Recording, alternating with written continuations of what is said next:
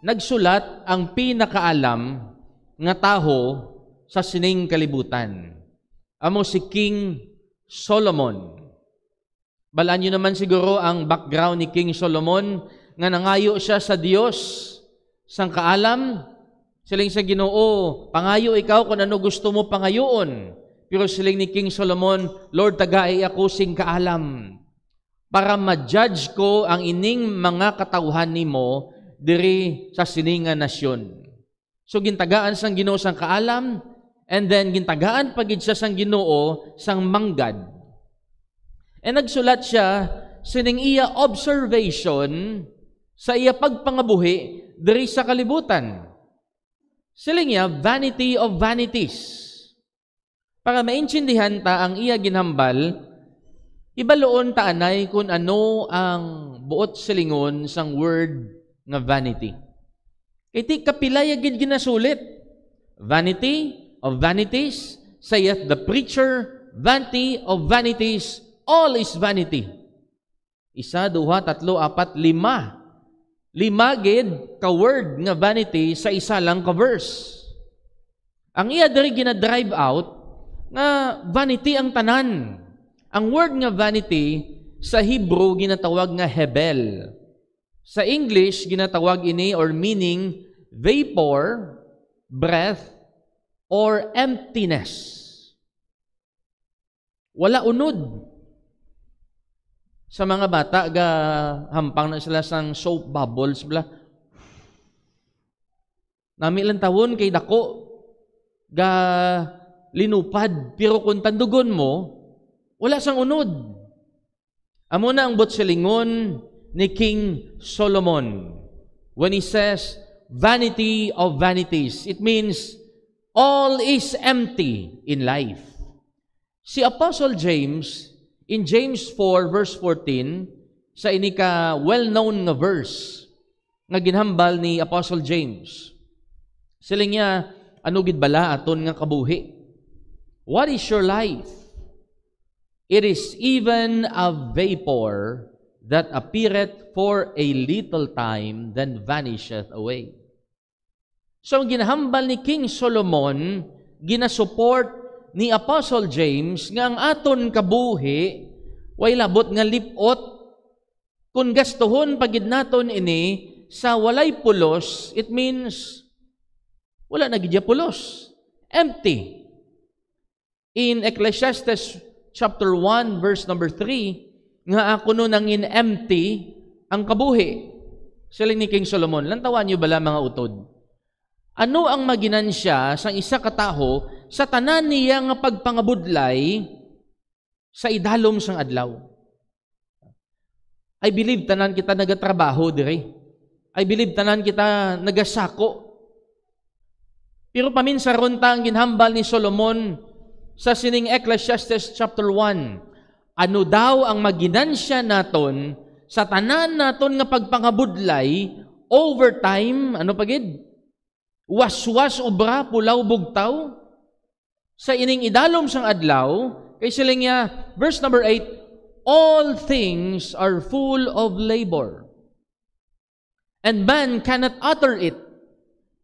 Tanan nga butang puno sang trabaho, kag ang taho daw halos hindi yan na ini mamit lang sang iyang baba, kun trabaho lang ang ginaistoryahan naton. Mag-istorya na kita sang obra, wala ni katapusan ng obra. Di ba la? Kami ga-obra, kami balay. Ang amon kliyente, kung kaisa, kauti. Amon na ni hambalya, madugang pagid sang amon eh, madugang pagid sang amon eh. Kung pasugtan mo lang, wala katapusan nga dugang. Sa inyo negosyo, kung paminsaron nyo lang ang pagpangita kwarta, kaginansya, wala katapusan ang inyo nga plano sa pagtrabaho. Di ba la? Saling ni Solomon, all things are full of labor. Hindi na naton maubos sa pag-explain kung ano ang trabaho diri sa idalom sang adlaw. That is why vanity. Trabaho lang ang trabaho. Bagulang si tita, nangin 62 years old siya, sini nga adlaw gid tita? Or sa nagligad pa? O subong lang, baw, dungan-dungan ka mo ni Ibad Alvin. Ti, ma'am, balbing iban, baw, 62 na ko, mapahuway-huway na ko. Hindi. Bantay ka man gyapon apo mo ta, no? Wala gyapon. Wala gyapon, trabaho gyapon. So ang title sang mensahe naton subong adlaw, Labor Never Stops. Tandaan ta na mga utod ko, ang pagtrabaho wala sang untat. Mambal kabi nga ma-retire ka na, kay kapoy ka na, or 60 ka na, 65 ka na. No. Labor never stops. Si Sir Edgar, nagabato na sang iya nga pensyon, pero lang taon mo to sa balay, hala nga pamanday iya sang iya nga kurong. Diba? Si Sir sa likod. Wala untat nga obra. Mga power tools, mga kung ano dara nga mga pitsi-pitsi sa DIY, ala ginabakalya na adlaw-adlaw. All things are full of labor. So labor never stops. So amo ini ang series, part 1 series naton sa The Emptiness of Life. So nga ang labor wala nagauntat. Okay, number 1. Labor not for covetousness. Kung ang aton pagtrabaho para sa aton nga own desires, earthly desires, wala katapusan ni imo nga trabaho. Ang handom sang tawo wala untat eh. Ano ang bali Solomon sa Ecclesiastes 1, verse number 8? All things are full of labor, man cannot utter it. Why? Because the eye is not satisfied with seeing, nor ear filled with hearing. Ano yun yung ginahambal ni Solomon? It means ang covetousness ng tao. The lust of the flesh, the lust of the eyes, and the pride of life. As long nga masunod kita sa desire sang aton nga lawas, sang aton nga mata, wala niya katapusan. Tanan mag-covetous kita, sige-sige na aton nga trabaho para malambot talang ang aton nga gusto. Dumduman ko sang una, sa nagasugod-sugod kami construction, first year namon nga construction, na nakita ko sa amon trabaho nga bukabudlay kung wala sang salakyan nga nga truck. Pangamuyo sa Ginoo, Lord, tagai kami sang elf. Baw, wala pa isa ka tuig, gintagaan kita sang Ginoo sang Isuzu elf. Hindi man ni amon ni tsuraya nami niya. Ato ya sa amon daan to ya. Gintagaan kami sang Ginoo sang Isuzu elf. Siling ko, wow, mamag-an na ning obra namon, matawhay na ni. Anay pag-abot, nagdugang nagid sang trabaho nga trabaho. Karga diri, karga digto, arkilahan diri, hulamon digto, wala katapusan nga kargahanay. Way labot sina, kada tuig, marehistro ka. Di ba? Magparehistro ka, mabayad ka sa LTO, mabayad ka insurance. Kung ginagamit mo, ma-maintenance ikaw, ma-change oil ikaw. Mailis ka sang iya nga rida, timal mahal na nga daan. Mailis ka sang iya alternator, battery, gasto naman. So para maino gasto ka, matrabaho ka. All things are full of labor. Man cannot utter it. Sang una, sang college ako, ang ginagamit namon sa pagdrawing sang plano, freehand, lapis, technical pen, subong, may AutoCAD na. Pray naman, Lord, gai ko computer. Pag-abot sa computer, para maghapos ang obra, nagdamo pag ang obra. Nagpulaw ka na gid, nag-overtime ka na gid. Bangod kay nadasig mo matapos, may nagasulod man gyapon, obra ka naman nga obra. Sa una, wala cellphone.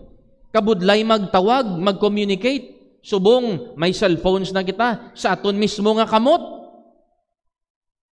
Nagtawhay aton obra, mambalta, kay tawgan ko to si Amone, hapos na subong obra ko, anay ka may cellphone ka. Kag nakakonect ka na sa bilog nga taho sa kalibutan, hala nagdamo naman obra mo. Wala naguntat aton obra. Actually, nagdamo aton obra. Bakal kita aircon para makapahuway kita maayo, mabulubog na wan kita. Ahay, bangod kami aircon, nagsaka naman ang balayran ta sa kuryente.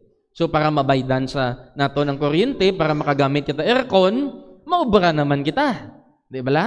Ang magyapon, mambalabi ang mga ginikanan, ay salamat nakagraduate na bata ako. Mabantay ka magyapon, apo mo. Why diya katapusan ng ubra naton? Sabi mo nagtaway ka. Wala nagtaway. All things are full of labor, siling sang pulong sa Ginoo.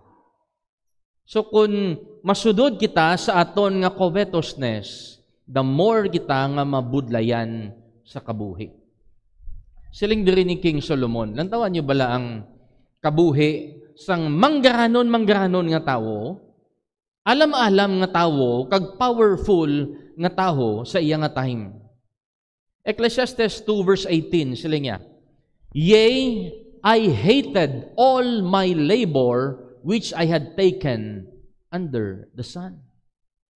Magistorya lang sa paghimo balay, paghimo sang pool, pagtanom sa mga kahoy, tanan ara kay Solomon. Musical instruments, may mga singer pa sa iya nga balay, may mga servants nga lalaki kag babae, kag mga bata sang iya nga servants, tanan ara sa iya. May ara sang 700 wives and 300 concubines.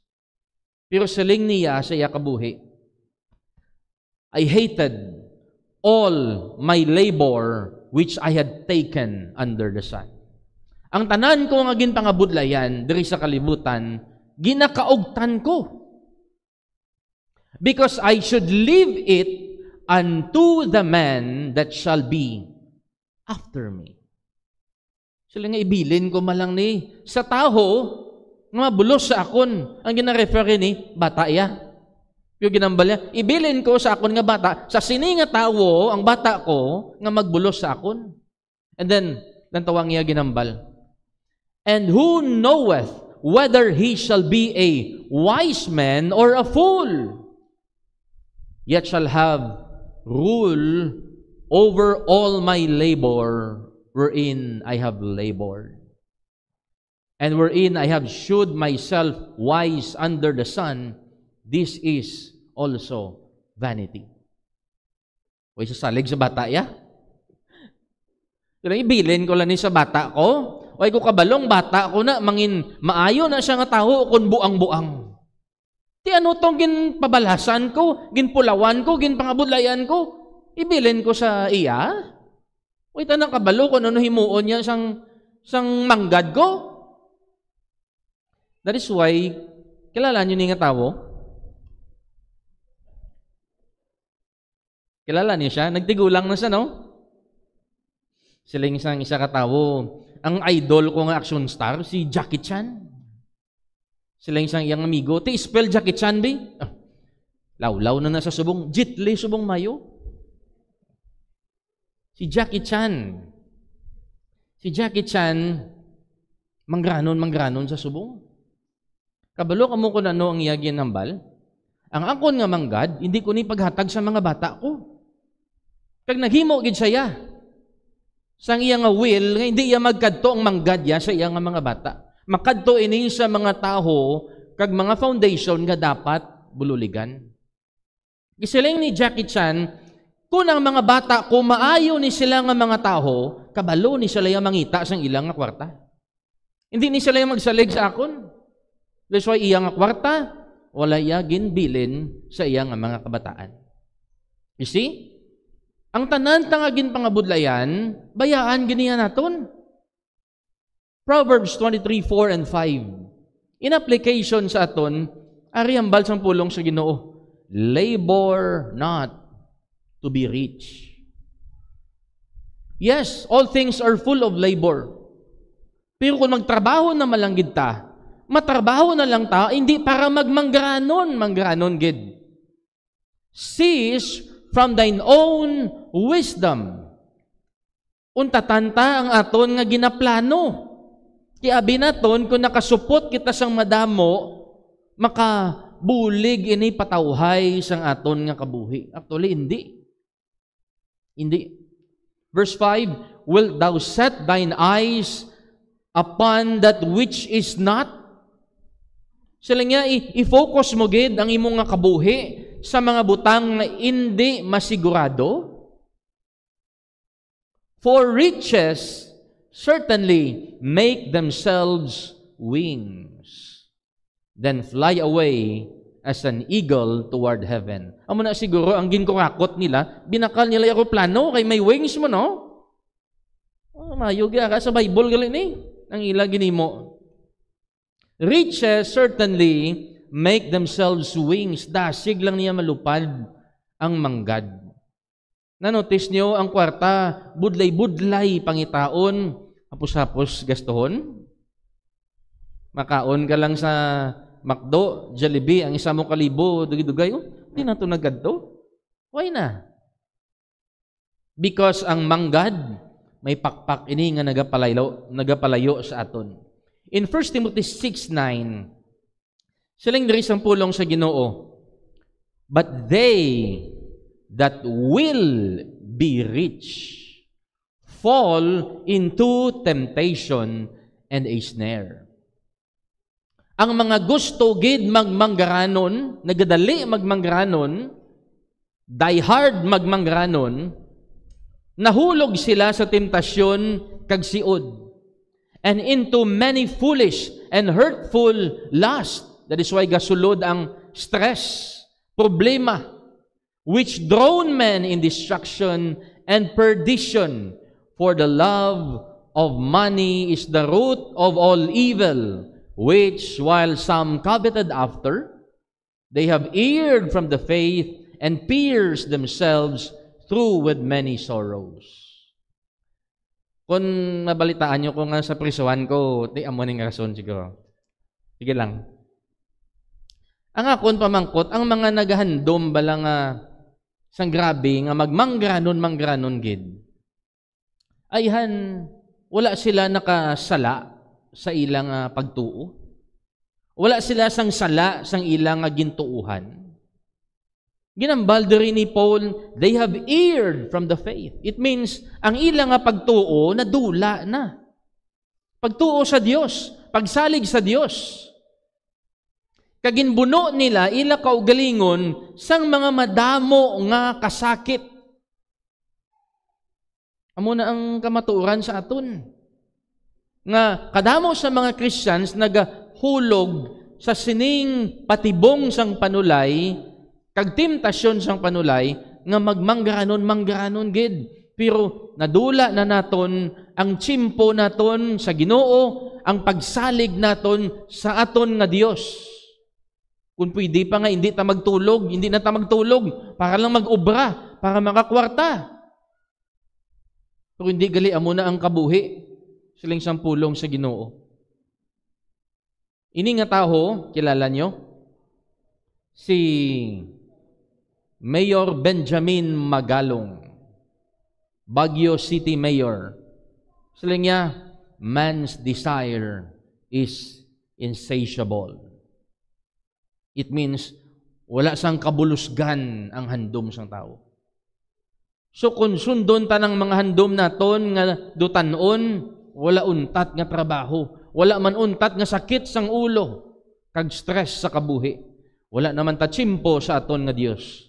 Proverbs 1:19, so are the ways of everyone that is greedy of gain. Dalok-dalok sa ginansya, which taketh away the life of the owners thereof. Ilungguhon ta, amo ina ang dangatan sang mga tawo nga nagaangkon sang pagkabutang sa malain nga pamaagi. Mapatay sila sa sina nga buluhaton. Pulong sang Dios naghambal sina. Nga dra man kita mabawian sang kabuhi. Kung sundon tala na permi aton nga desires. That is why siling ni Jesus, naghimo siya sang isa ka parable sa may Luke chapter 12 about covetousness. I-short ka to na to ng istorya. May ara sang rich man nga damo-damo iya nga patubas. And then ang iya nga patubas kay damo, hindi nakaigo ang gamay niya nga budiga. And then naminsar siya. Sila niya, This will I do. I will pull down my barns, gubaon ko ang gagmay ko nga budiga, papatindog ko sang lagko, and there will I bestow all my fruits and my goods. Mayo nga plano sang isa ka negosyante. And then sila niya, and I will say to my soul, pwede na ko ka-retire. Soul, thou hast much goods laid up for many years. Take thine ease, you eat, drink, and be merry. So wala man siyang malain, siyang iyang ginhimo. Gusto niya malang mga pangalipay, makakaon, kag makainom. Pero ano naman ang hambal sang Ginoo sa aton? Siling sang Dios, thou fool.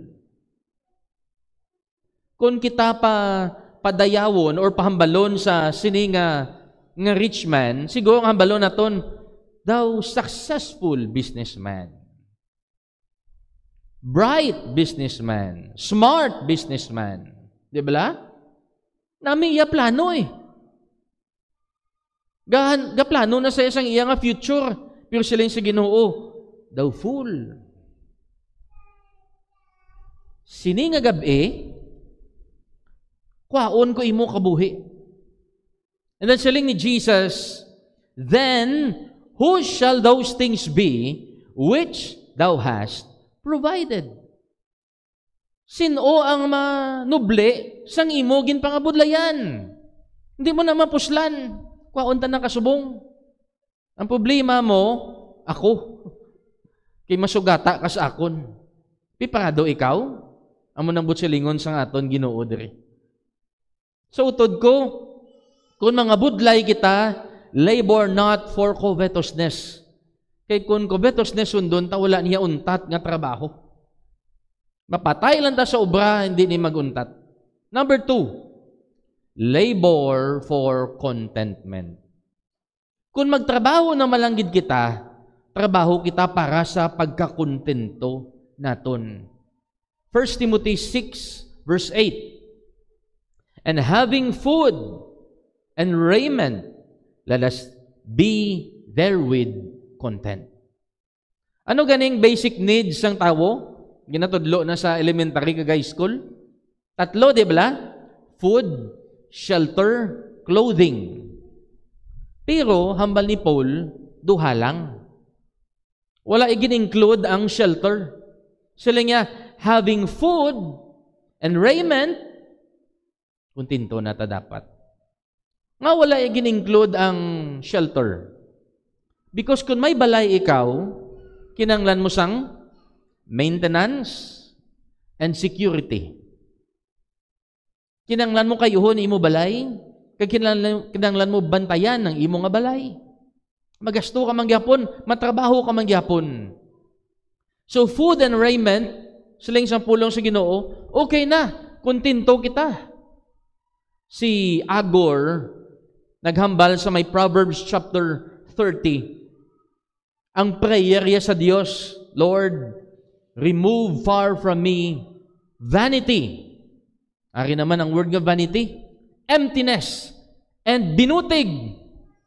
Give me neither poverty nor riches. Hindi ko pagpaimula, hindi man ko pagpamangranuna katama. Feed me food convenient for me. Amo niya pangamuyo. Sino sa inyo ga pangamuyo amo na, Lord, gailang ko pagkaon adlaw-adlaw. Just like sang prayer ni Jesus, give us this day our daily bread. Gatudlo ina sang contentment. Verse 9, lest I be full and deny thee and say, who is the Lord? Or lest I be poor and steal and take the name of my God in vain. Insakto si Agor, sila nga, basi magmangranon ako katama, kag hindi ko ka kilala sa imo. Kag magambal ako, sinong Ginoo?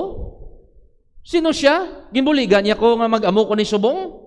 Sino siya nga simbahon ko? Sino siya nga tagaan ko siya sang akon nga offering, sang tithes, sang akon nga dulot, sang akon nga tsimpo? Who is the Lord? Di ba lang kung kaysa mo man tana? Busy ko ya. Damo bra ko. Who is the Lord? Importante pa niya sa obra ko. Amo ning pangamuyo ni Agur. Nga tani hindi lang ko mangin covetous. Kaglimtan ko ang Ginoo. Hindi man ko Ginoo pagpaimula. Basi mangawat ko, kag pakahuya ako sang imo nga ngalan. Mga utod ko, ang kabuhi nga kontento, amo ang pinaka-satisfied nga kabuhi.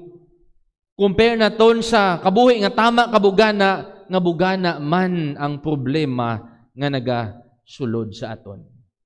Si Apostle Paul nagsiling sa may Philippians chapter 4, "Not that I speak in respect of want, for I have learned in whatsoever state I am, therewith to be content." That is why si Paul, bisan ara siya sa may prisuhan, wala naglain iya buot. Wala siya nag-stress. Because kontento siya, kundira siya sa kabubuton sang Dios. Mga utod ko, as long nga hindi naton mabalaan kung anong kabubuton sang Dios, hindi kita mangin kontento sa aton nga kabuhi. Si Apostle Paul kabalo nga amo ining kabubuton sang Dios sa iya. Dapat ara ako sa prisuhan para makasulat ako sang pulong sang Dios, para makalambot sa mga taga 2025 ang pulong sang Ginoo. Sila nga diri, I know both how to be abased and I know how to abound. Madamo sa aton nga kabalo kita mga buhi kun bugana, pero hindi kita kabalo mga buhi kun pigado kita. Di ba la? Hindi ta kasaho kun magsudaan kita sang isda lang. Di ba la? Hindi kita kasaho magkaon kita nga utan lang. O, lantawan yung mga bata. Sino sa inyo diri may bata nga nagareklamo sang sudan sa ibabaw sang lamisa kay di gusto? Even kita nga mga tigulang, hindi kita gani kontento. Hindi kita kabalo maging kontento kung ano ang ara. And everywhere in all things, I am instructed both to be full and to be hungry, both to abound and to suffer need. Verse number 13, ano hambalya? That is why hambalya, I can do all things through Christ. Because natunaan ko na mangin kontento. Kontento. Sang last week, nagakadlaw ako, kamay isa ko dira ka laborer, nga naghalin sa akon, nagkadto siya sa Manila, para mangita siyang trabaho. So, sakay niya sa aeroplano, ato na sa Manila, pagkadto ko to kagapon, mangsweldo ko sa ila, kinadlaw ang mga taho ko. Ang ba nila, boss? Si Amoniho nga naghalin, nagpa-Manila, nagahibi sa subong, gatawag sa amon. Aba ko nga ahaw. Dito sa kagwantaw, bray sa Manila. Mapuli sa kuno. Aba ko nga aman.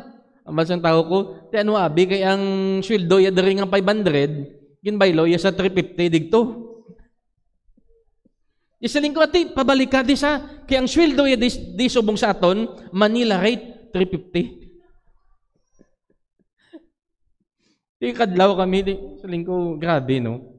Abi aguro, nami pangabuhi digto sa Manila. Sobra pagli. 1 Timothy 6 verse 6. Godliness with contentment is great gain. Nagka-question ko diri bala, nga ang godliness nga updan mo sang pagkakontento, siling ni Paul, dako nga ginansya. Why? Kabalo ka mo kung pila bili sang ball joint sang tuhod para makalakat ikaw? Bala niyo kung pila? I think sobra 100,000. Di ba? Kabalo ka mo kung pila ang bili nga operahan ikaw sa mata para magklaro ang imong pananawon? Mahal-mahal. Kabalo ka mo kung pila ang bili sang isa ka kidney? Ang iban, ginabaligyan nila ilang isa ka kidney para makabakal iPhone 16 Pro Max. Imaginable utod ko, kung may duwa ikaw ka kidney nga maayo, kung makalakat ang duwa nimo ka tiil, kung makakita ang imo mata, sobra ka na sa bilyonaryo. Agree ka mo da? May good health kita, sobra ka na sa bilyonaryo. That is why hambal ni Paul, kung dugangan mo ini sa pagiging Diyos nun, kag pagkakontento, dako ang imo ginansya. Why? Verse 7 sila nga, because kung isipon naton, pagsulod naton sini nga kalibutan, wala kita sang dala. Kag sigurado gid nga wala man kita dalon, maghalin kita diri. And then ginambal niya verse number 8. Pagkaon kag bayo, kontento kita dapat. Basta may godliness and contentment, dako aton ginansya. Acts 20 verse number 15. Ano ang purpose nga nagatrabaho kita? Siling ni Paul diri, I have showed you all things. Ang akon kabuhi, nakita ninyo kung paano nakon gin kabuhi. Nagatrabaho ako. He said, how that so laboring, grabe nga trabaho. Wala ko yung nagtinamad, grabe man trabaho ko. So laboring, ye ought to support the weak. Ang purpose gali of having enough money or material things is to be generous and support sang hilikoton sang aton nga Dios kag magbulig sa aton ng mga kauturan. Ye ought to support the weak and to remember the words of the Lord Jesus, how He said, it is more blessed to give than to receive. Mas bulahan ang kabuhi naton nga maghatag sang sa magbaton. So kung magtrabaho na malanggid kita, trabaho kita para mangin kontento. Trabaho kita para magbulig.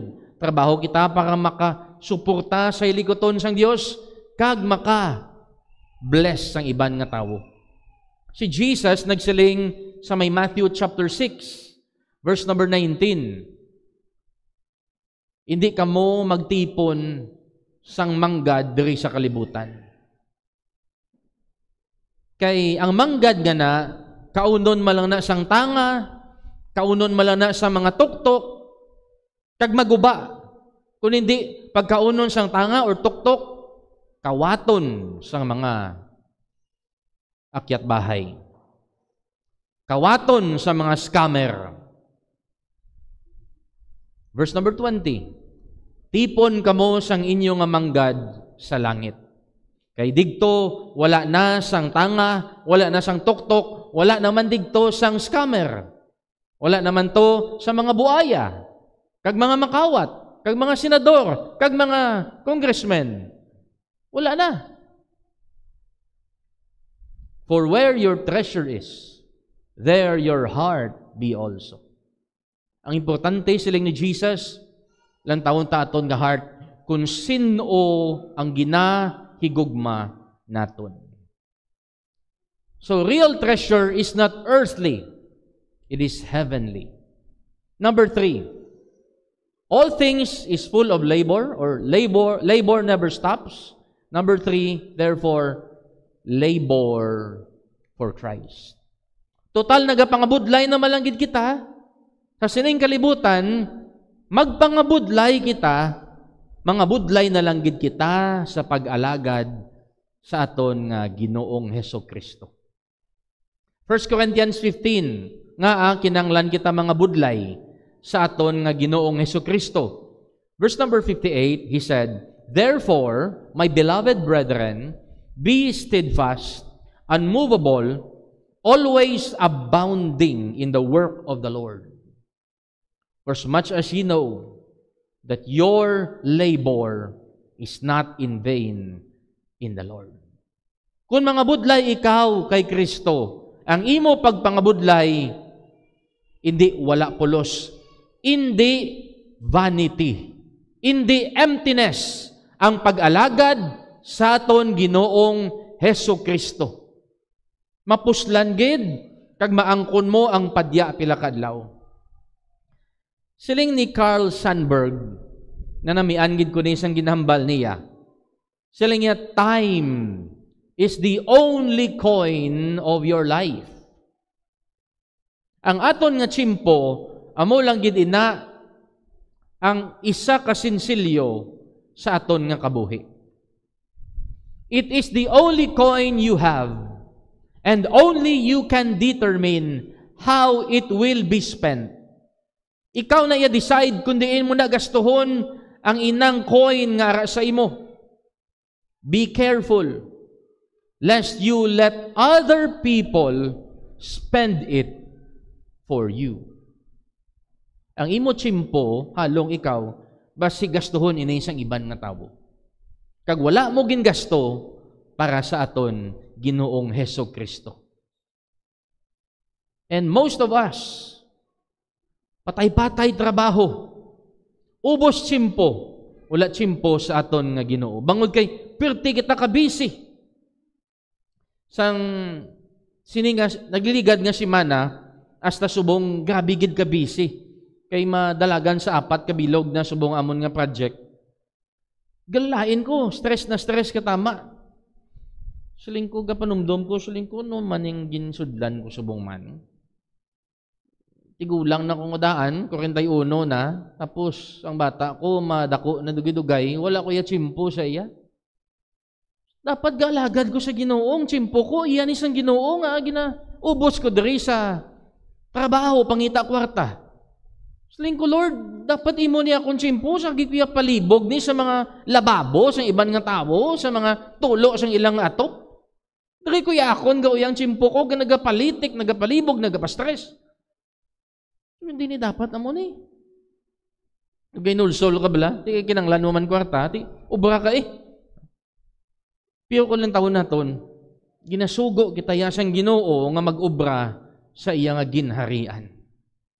Hindi para gastuhon ang aton nga tsimpo sa pagpangita lang sang kalibutanon nga manggad. In Psalm 100 verse number 2, serve the Lord with gladness. Come before His presence with singing. Kung stress na stress kita sa trabaho, kung kapoy-kapoy kita sa trabaho, tuyo-tuyo kita sa trabaho, paano naton ma-serve with gladness ang Ginoo? Do you think may imo tanay? Kamu bi? Hambal bi? Mahimo tanay? It is a command nga kung magpalapit kita sa aton Ginoo, we should serve the Lord with gladness. Nalipay kita dapat. Magpasimbahan. Pagsik kita dapat. Enthusiastic kita dapat. Sila nyo, come before His presence with singing. Kung stress na stress kita sa obra naton bisan Domingo, do you think makapalapit kita sa simbahan nga excited? Nagaambahanon? Nagaamba sa aton Ginoo?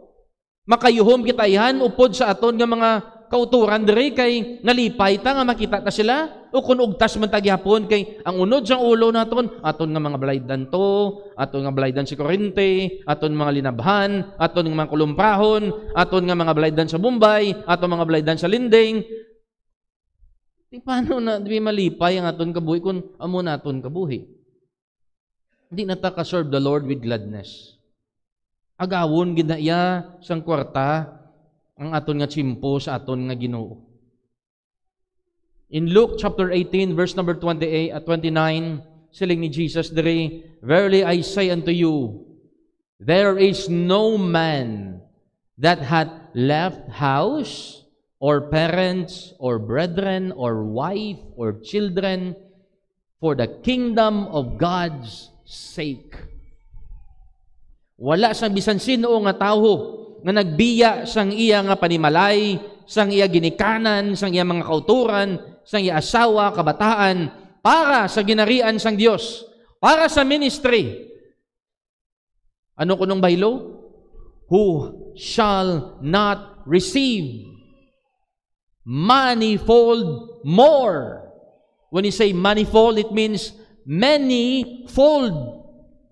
damo-damo nga pilo kag sobra pa in this present time and in the world to come, life everlasting. Paminsara kung anong ginabaylo ta sa pag-alagad naton sa Ginoo. Kung businessman kita nga tanda, balaan ta kung ano ang makaginansya kita sang dako, di ba la? Kung tutuod ikaw nga businessman, kung smart ikaw nga businessman, kabalo ka diri magpili kung din pilion mo. That's why nagambal si Jesus, seek ye first the kingdom of God and His righteousness, and all these things shall be added unto you. We should labor for Christ. In Matthew 11, saling ni Jesus, kung gusto mo magtrabaho, trabaho ka sa akon. Come unto me, all ye that labor and are heavy laden, and I will give you rest. Trabaho ka na naman gid lang, sa akon ka lang trabaho. Kaya kung magtrabaho ka sa akon, makapahuway ikaw. Why? For my yoke is easy, and my burden is light. Sa akon nyo lang na makitaan. Kung magtrabaho ka mo, hapos, kag mag-an ang akon ginapaubra. Labor never stops. So ang question subong mga utod, are you laboring for covetousness? Do you work to achieve contentment? Are you serving the Lord Jesus Christ? In 1 John 2:17, the Bible says, and the world passeth away, and the lust thereof. But he that doeth the will of God abideth forever. Sila to yang nga nagahimo sang kabubuton sang Dios, amo na iya ang magatiner sa wala sing katapusan. Therefore, in the empty ang kabuhi sang taho nga nagaalagad sa Ginoo. Mga muyo kita. Heavenly Father, we thank you sang mensahe nga imo ginhatag subong sa amon. Lord, hindi ini palagpat nga himo-himo istorya sa pulong nimo nga amon ginbasa bag-ulang. Eksperyensya ini sang pinakaalam nga taho sa bilog nga kalibutan nga nagkabuhi diri. Ngang kabuhi sang tao Ginoo is empty kung hindi lang man mag-alagad sa imo. Bisan ano pa kadamo sang amon nga sinuktan. Bisan ano pa kadamo Ginoo sang amon nga kwarta.